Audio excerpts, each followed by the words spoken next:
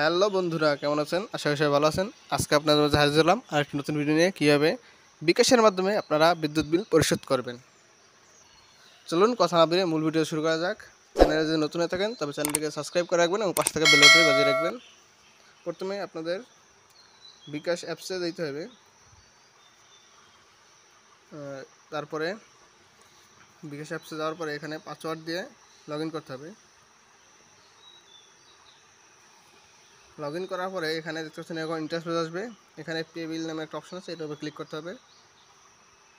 তারপরে এখানে আপনি কোন বিল দেবেন, বিদ্যুৎ বিল, গ্যাস বিল, পানি বিল, এগুলো থেকে আমি যেহেতু বিদ্যুৎ বিল দেবো সেহেতু বিদ্যুৎ বিলের উপর ক্লিক করব।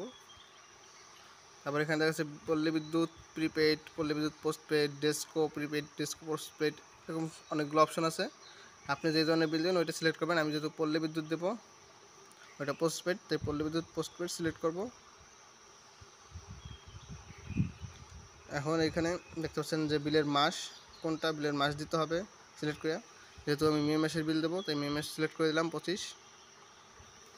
এখন দেখতে পাচ্ছেন এখানে S M S account number দিতে বলছে। এখানে পল্লী বিদ্যুৎ বা আপনার বিদ্যুৎ বিল কাগজের উপরে একটা গ্রাহক হিসাব নম্বর আছে, ওই নাম্বারটা দিতে হবে এখানে। আমি আমার হিসাব নম্বরটা দিয়েছি, আমার অ্যাকাউন্ট নাম্বারটি দেওয়া হয়ে গেল।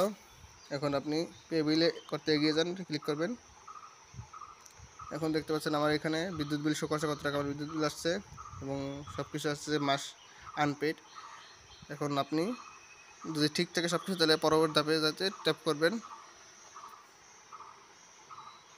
এখন এইখানে আপনার পিন নাম্বারটা দিয়ে দেবেন। আমার পিন নাম্বার দেখা যাচ্ছে। এখন পিন কনফার্ম করুন, ক্লিক করবেন। তারপরে পে বিল ক্লিক করে চেপে যাবেন।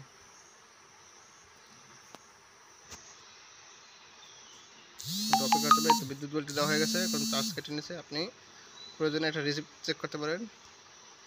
বাইরে ব্যাকে যাবেন, তারপর এখানে ইনবক্সে আসবেন।